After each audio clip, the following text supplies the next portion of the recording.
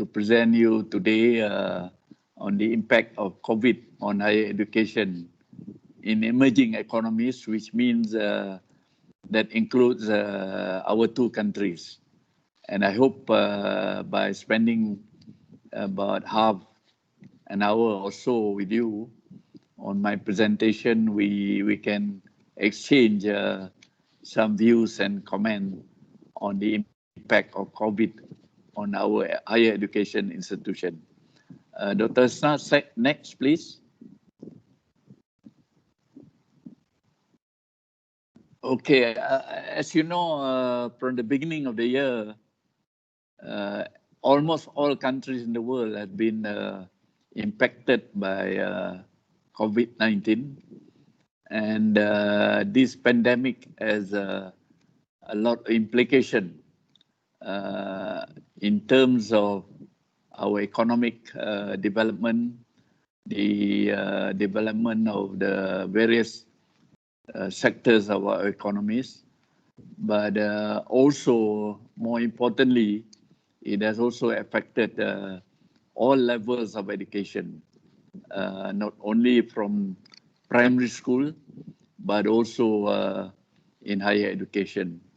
So it is because of this that there are various disruption that is happening, and there's a discontinuity in terms of higher education in all our countries, not only developing countries, but also the developed countries. And you may also know that students all over the world are affected. A lot or many students can't attend classes physically. Their schools are closed because of the fear of the spread of the pandemic. When it started about March, in most countries, it was estimated that 1.5 billion students were affected. And mind you, that was the first wave of the pandemic. But over the month, we thought that things will improve. But in many countries, including Malaysia, during the last couple of weeks, 2 weeks, we see a second wave or third wave of the pandemic. And as such, I tend to think that the number of students involved from the school up to higher education will certainly be more than 1.5 billion at this stage. And it looks as though, particularly in countries like ours, and even in Europe, in the US, things have not improved. And in higher education, the universities are staggering their intake, and some universities are certainly affected. In Malaysia, for instance, the number of students that go into the campus has been staggered, and because of this, they are encouraging students to have online classes.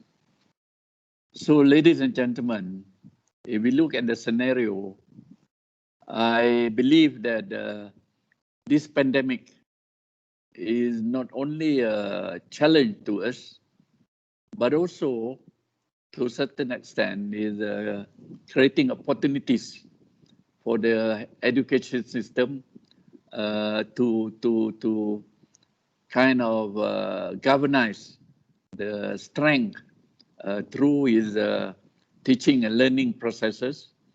And perhaps with the pandemic and at this time, it creates an opportunity for the education system, particularly at the higher education level, to create new ways of teaching and learning, because this has become an important aspect of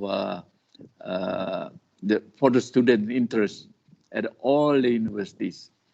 But let me also say that at this stage, it is because of this and our dependence on the system to the IT system. I believe also, and has been written in many articles and newspapers, that the digital divide between countries, between the developed countries, the developing countries, and the least developed countries will continue because of this digital divide. And to my mind, it also divides the communities within each country.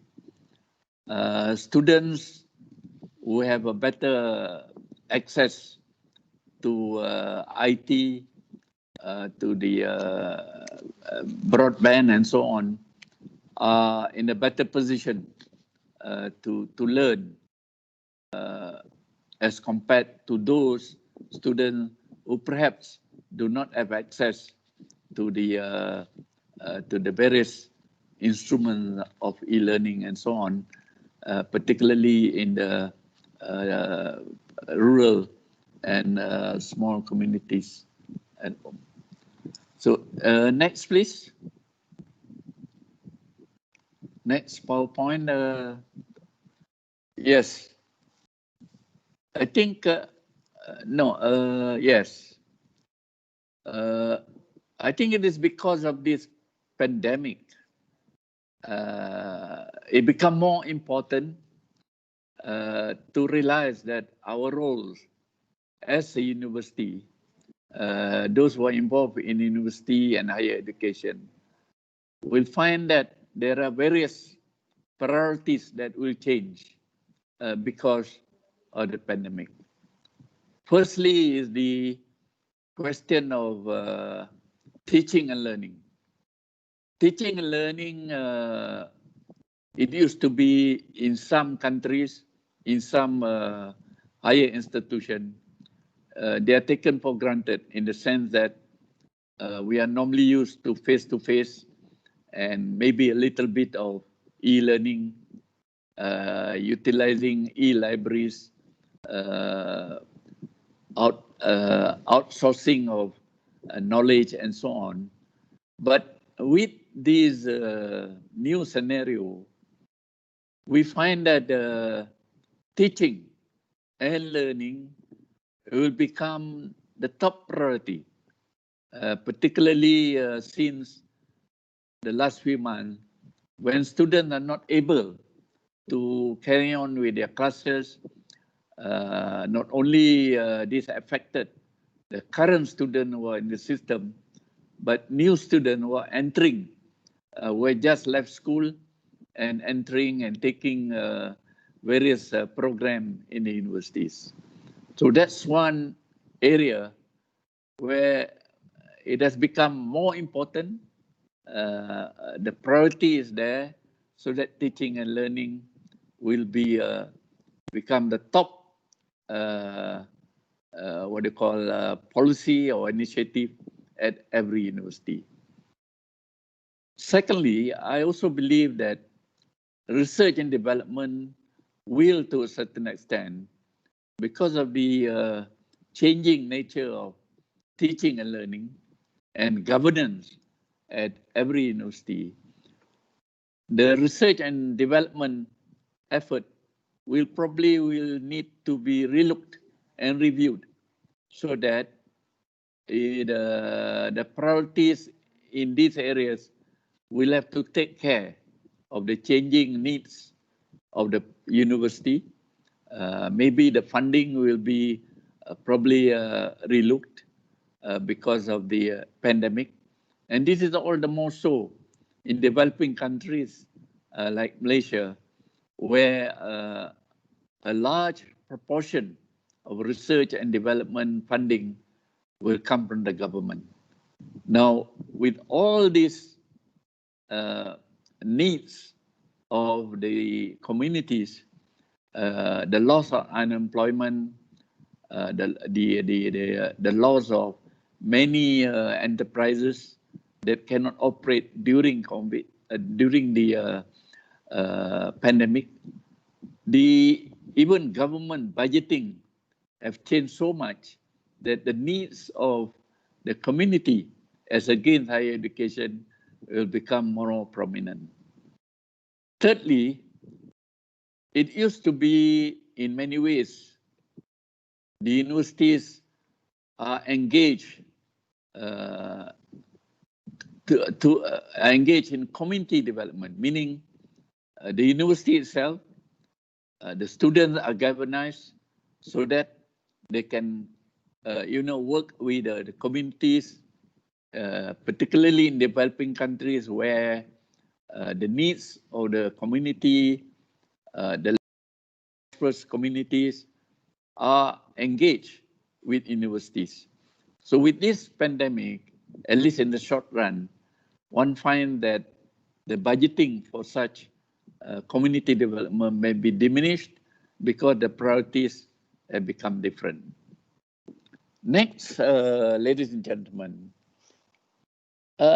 because of this pandemic, there is also a challenge that the previous PowerPoint, please. The previous one, the one before this, yes. Okay, as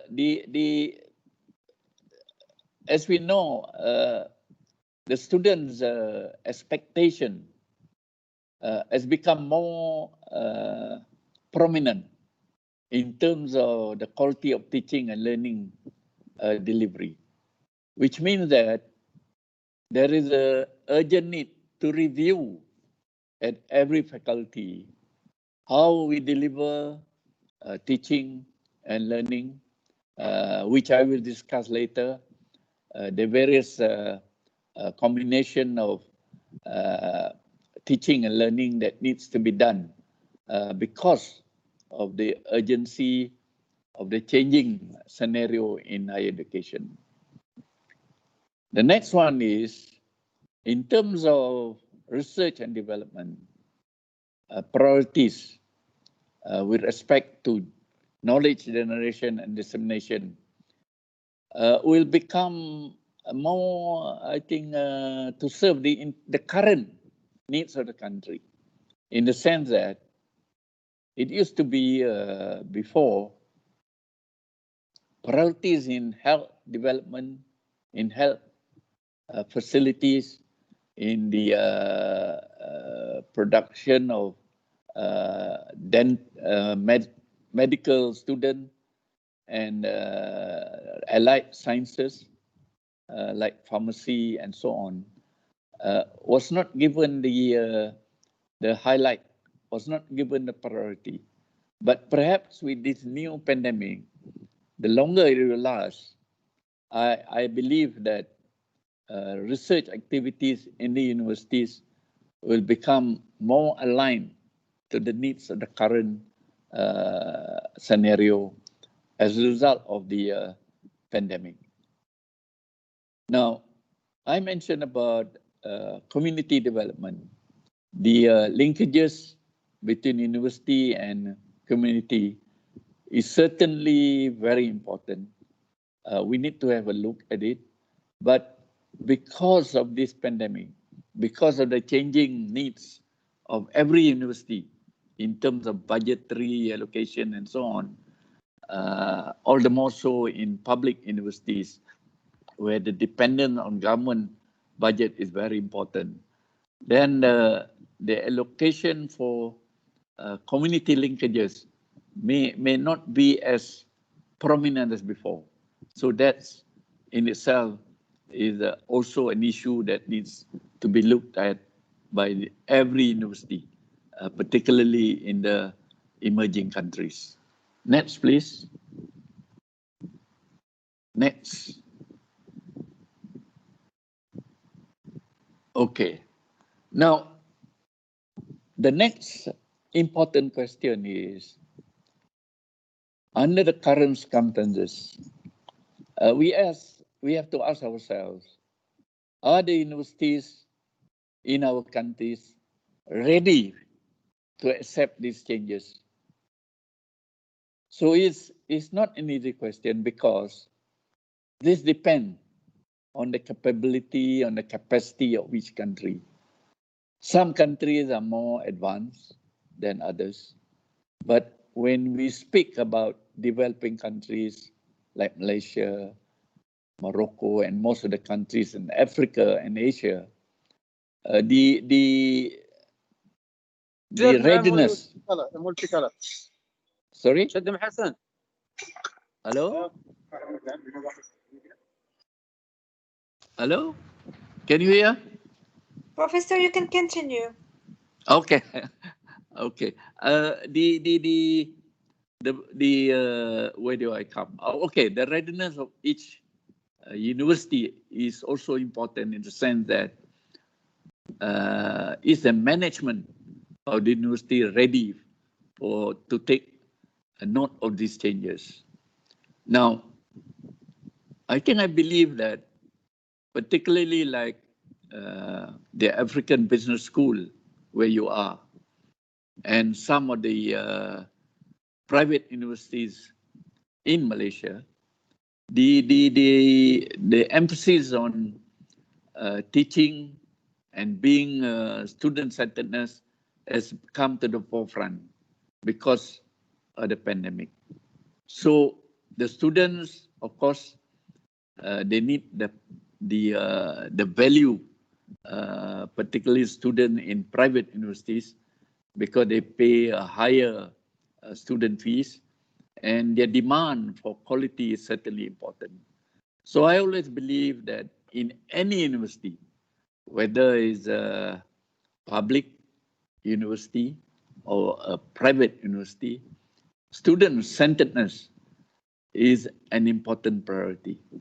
Without being student-centeredness, we'll not be able to produce the best student, the best graduates, and we always believe that our graduates must be able to be employed effectively once they leave the university, once they have finished their program.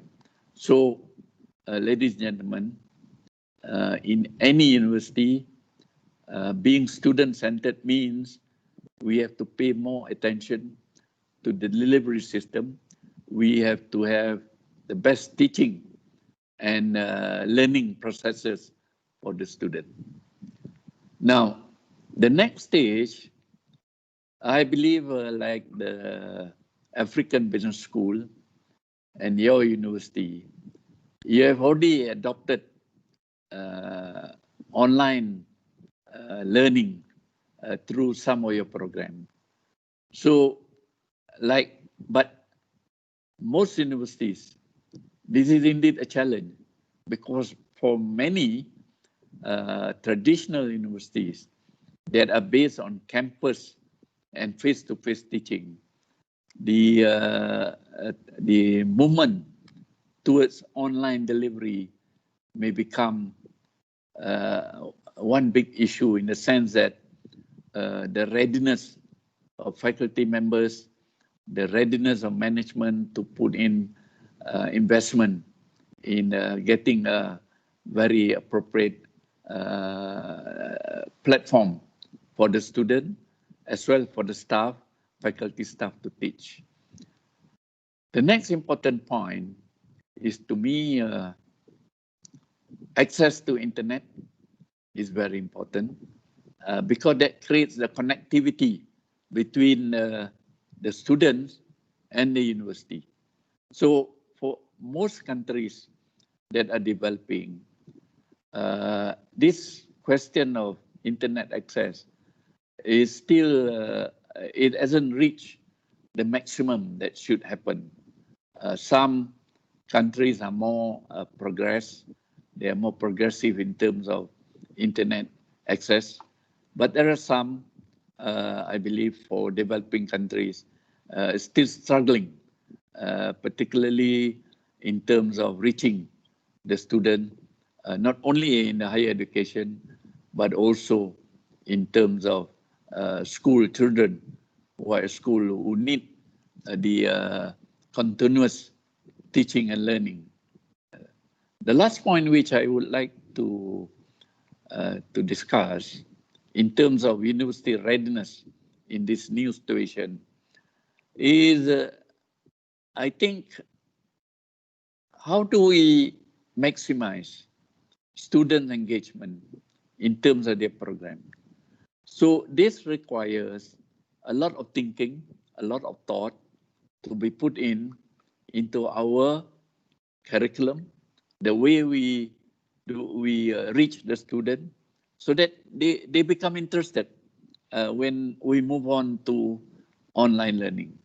Because that the challenge that every faculty must face, because to make the students engage in terms of getting this through online. It used to be face-to-face, maybe 100%, but now there are certain faculties who have a blended delivery system, which means some, if not a big portion of the courses are taught online.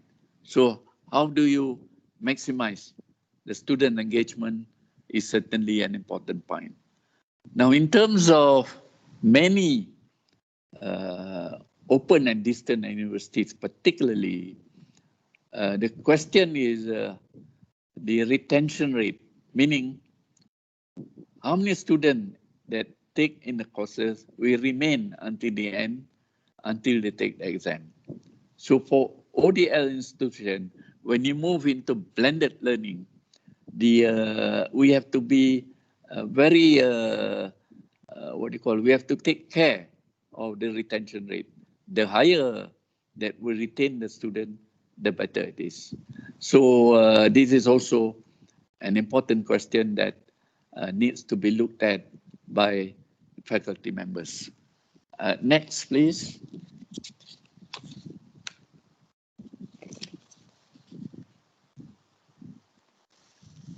Now, this, I think with this change in the way we teach, in the way the student learn, there is a need for most universities that have not engaged in a substantial form of e-learning to enhance their delivery system.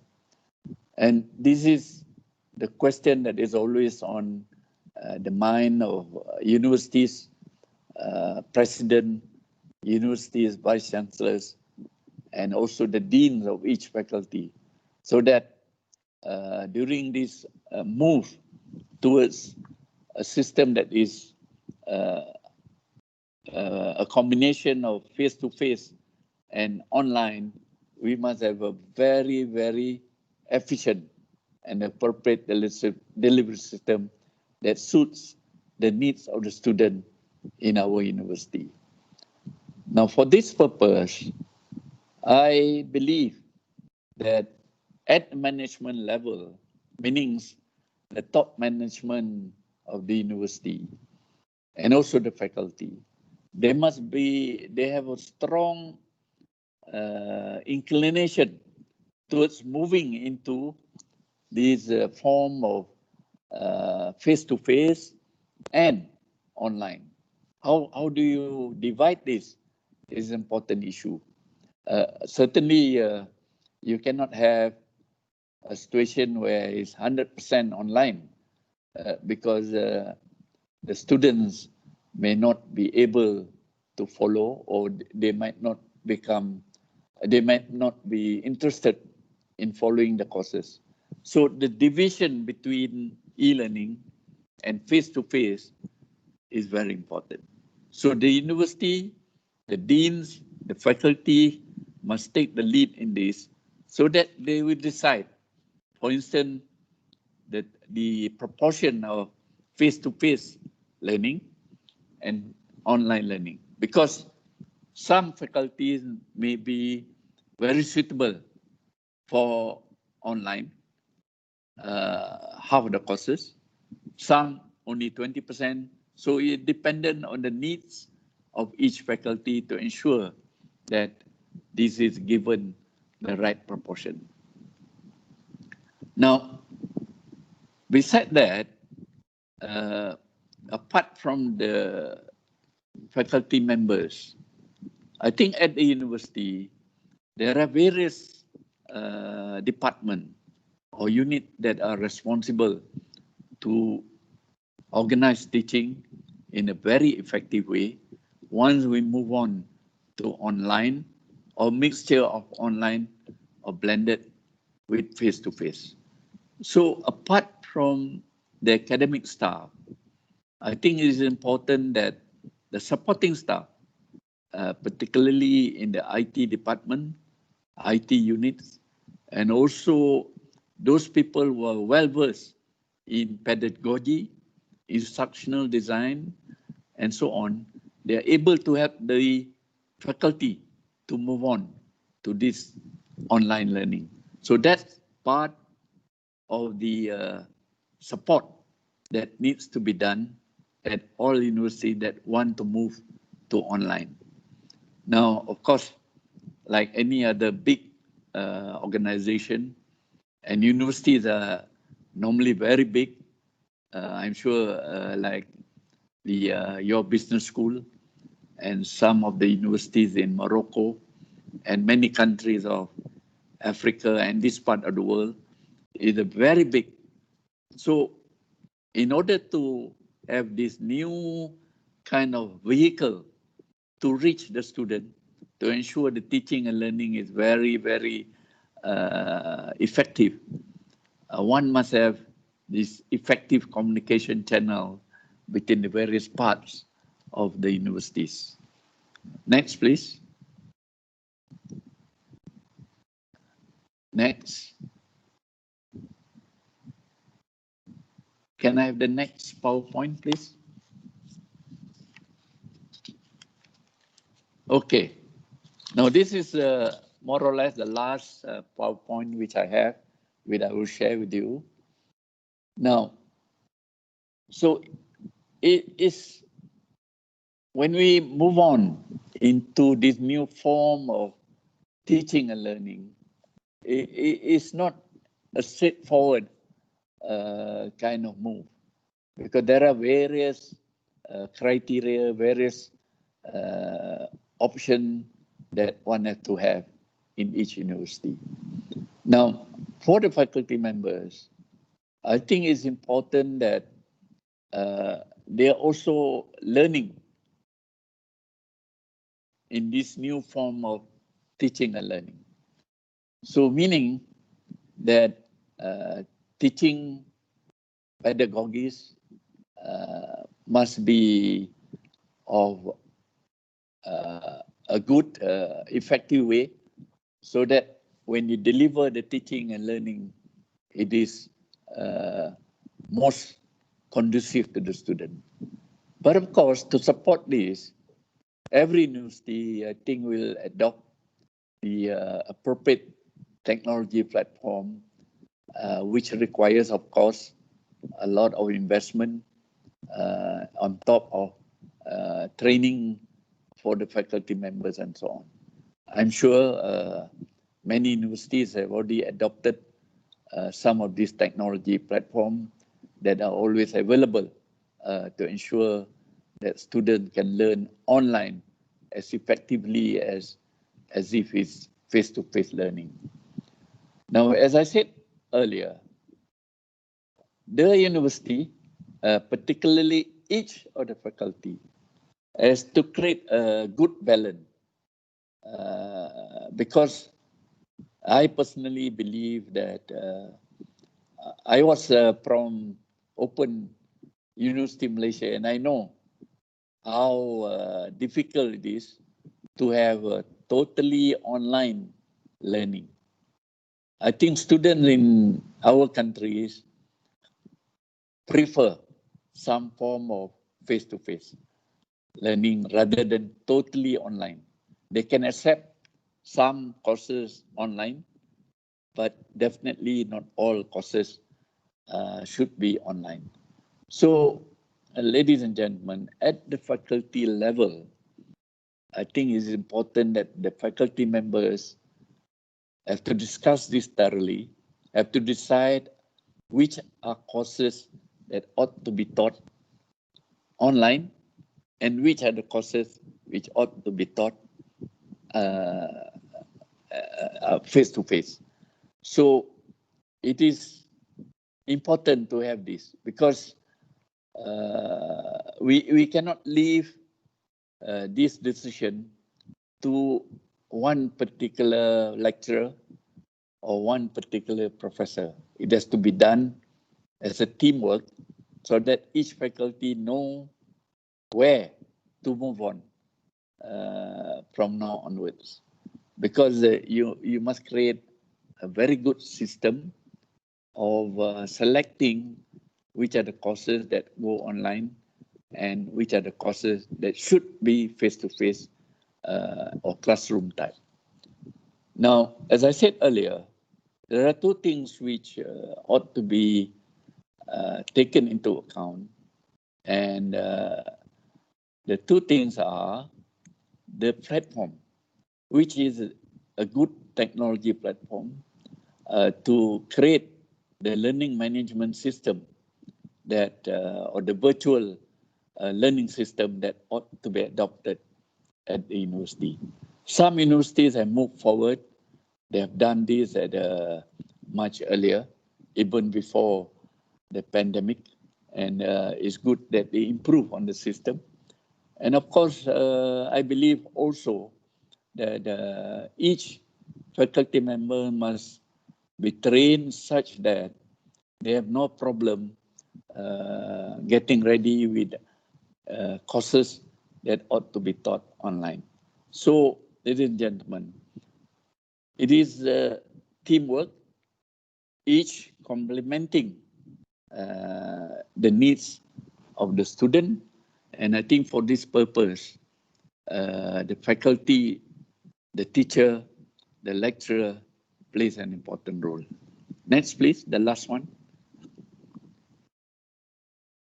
The last. Okay, to conclude, the pandemic, the COVID-19, to me, has been a great challenge to the way that we deliver higher education.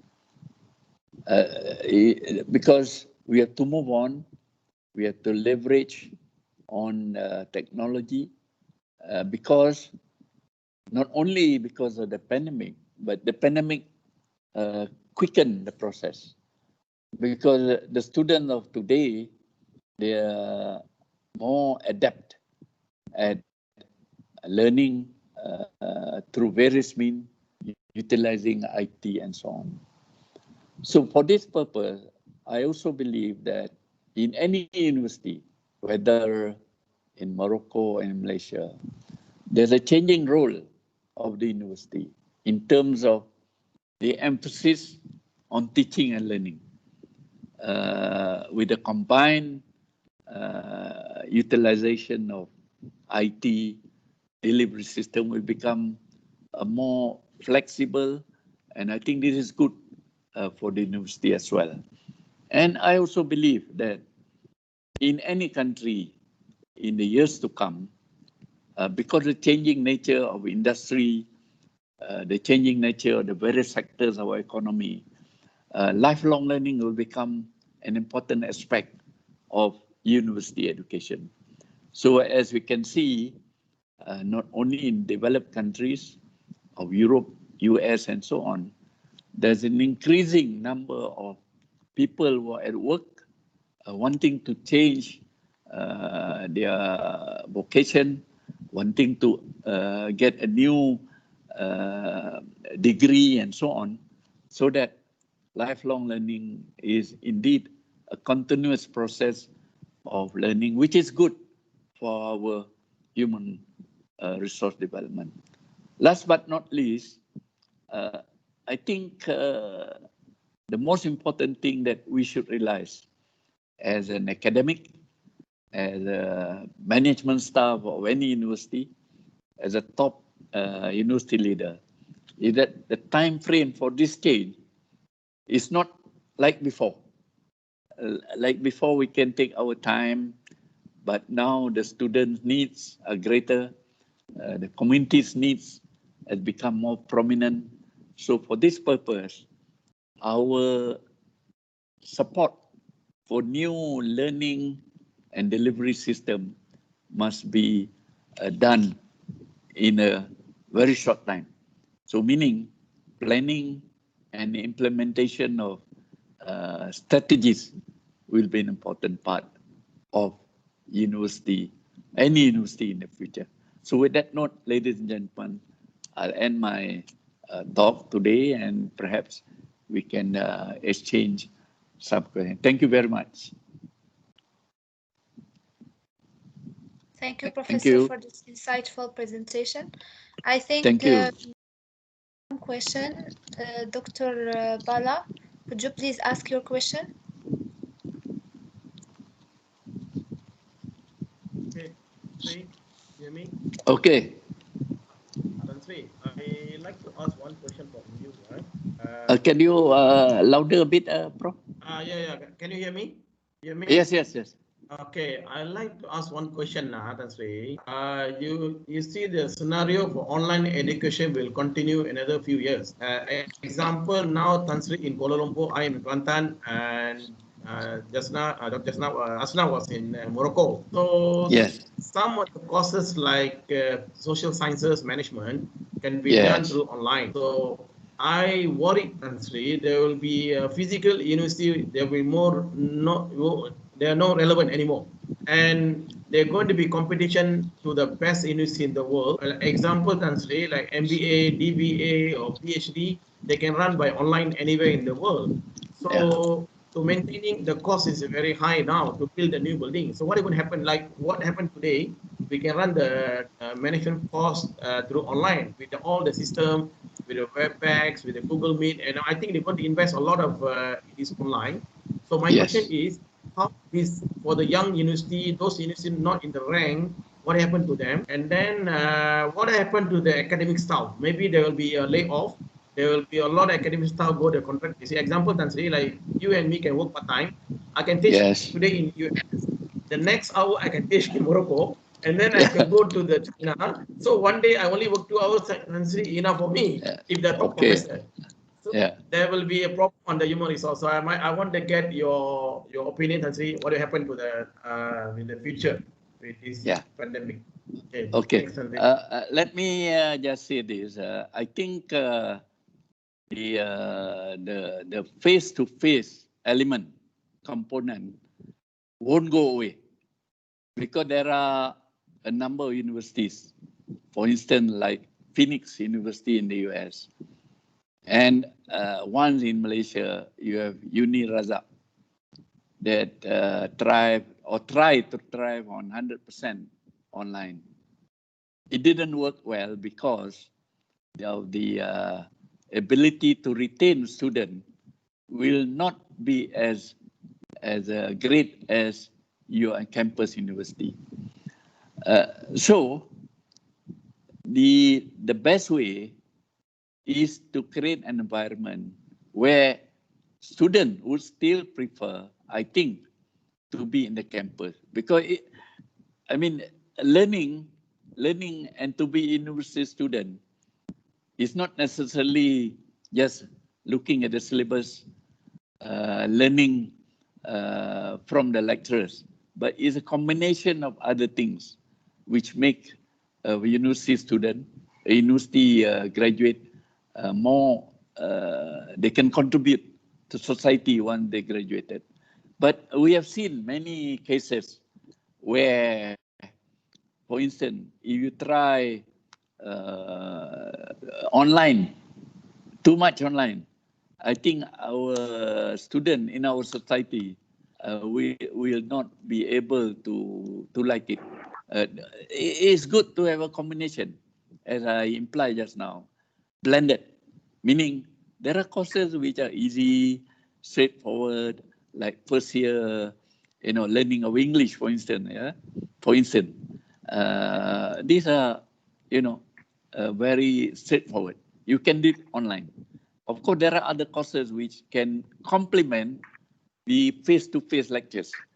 And I, for one, don't see that what Prof. Bala is trying to say will happen very quickly, because students probably in Morocco, in Malaysia, will still want to go to campus. But we must bear in mind, online learning is complementary. And I think that says a lot about the way we conduct university. And last but not least, I believe that a university must be able to propagate a batch of excellent teachers, excellent professors to be in the campus. And this is where you get the best postgraduate student. The postgraduate student will always go for areas that in which a university is well known. And this is made well known because of the professors inside there. So I think there should be a balance, Prof. Bala, and 100% online, or even if you have too many campuses, it would happen in I don't see it happening within the next 30 or 40 years. Thank you. Thank you, Professor. I think Iman has a question. Oh, Dr. Iman? Hello, Professor. Yeah. Yeah. I'm Iman Lukidi. They attended it at Africa Business School. Yes. Okay. So yes. my You're question in which is area, Dr. Iman? Which area are you teaching? No, I'm not a teacher. I'm a student. Oh, okay. Postgraduate. In my doctoral year at Africa Business School. Okay, all right. Okay. Leadership cluster. I'm in a leadership cluster. Okay. So my first question is, let's say, when talking about online education, do you mean by that? Do you need smart education? Sorry, do you need much? When talking about online education, do you mean by that smart education? What education? Smart. Does it mean smart education? This is what how smart. You can smart. Smart. Yes. Smart university of smart education. Yeah. Oh, okay. I see your point. Yeah. My second question is, what are the challenges facing universities with online education? What are the main challenges? Yeah. Okay. And the third question is, how can we measure that university is able to succeed in its online mission? Measuring success, huh? Yeah. Okay. Thank you very much, Iman. Let me quickly say this. If you say a university totally online is a smart university, yes, it's smart, but it has its limitation, as I implied just now. The most important thing is how you deliver to the student. How do you measure the student's achievement while the student is there? So perhaps a smart university with online, totally online, or big proportion of its courses online may not be the best university. I still believe, maybe I am a traditional academic, where face-to-face is still very important, because you interact with the student, the professors interact. And I remember, perhaps it's not done now, when I was a student a long time ago, all my first year's subjects were taught by professors. So we learn that way. But nowadays, maybe the professors only take postgraduate student. Maybe, I'm just saying.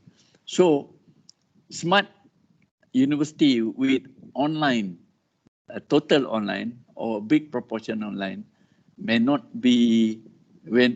necessarily be the best university, because I think under the current structure, university is a campus university is still plays an important role to nurture the student, the best potential in the student.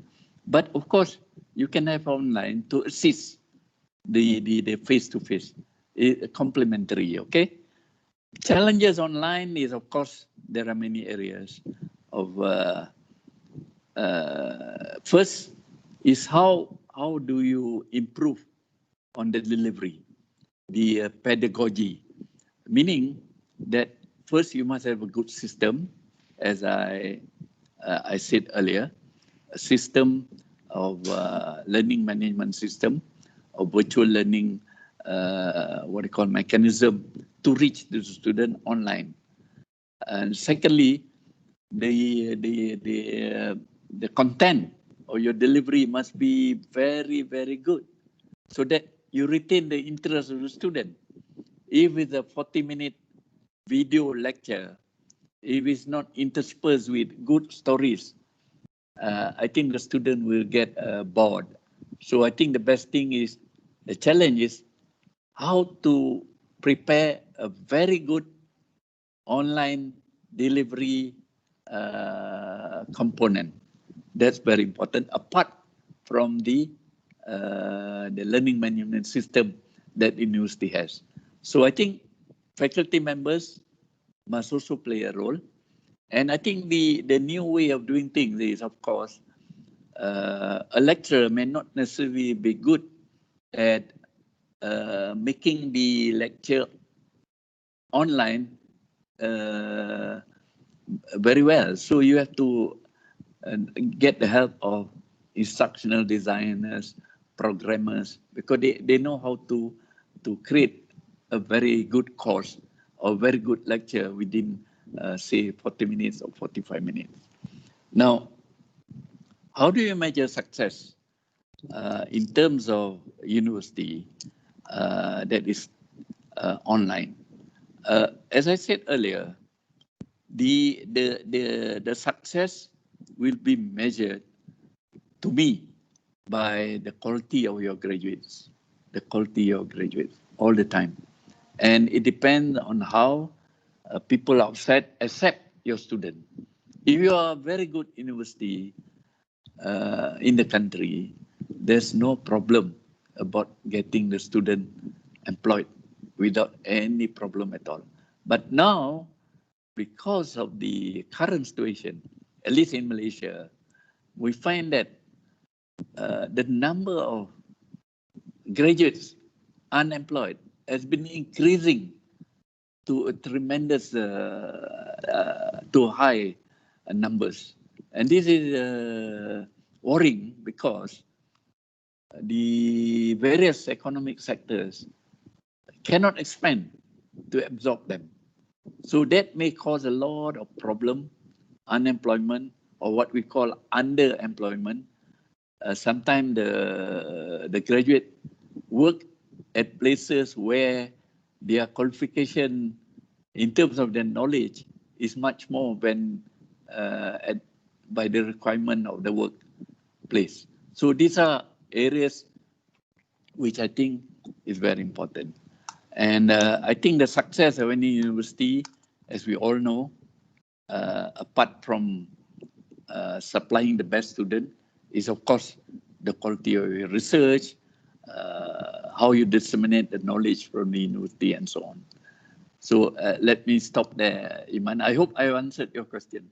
Thank you. Yes, thank you very much, Professor. Thank you very much. Thank you.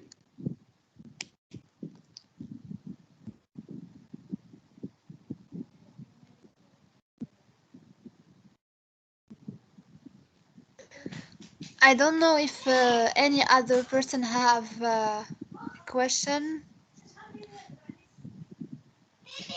please raise your hand or unmute yourself and ask directly the speaker.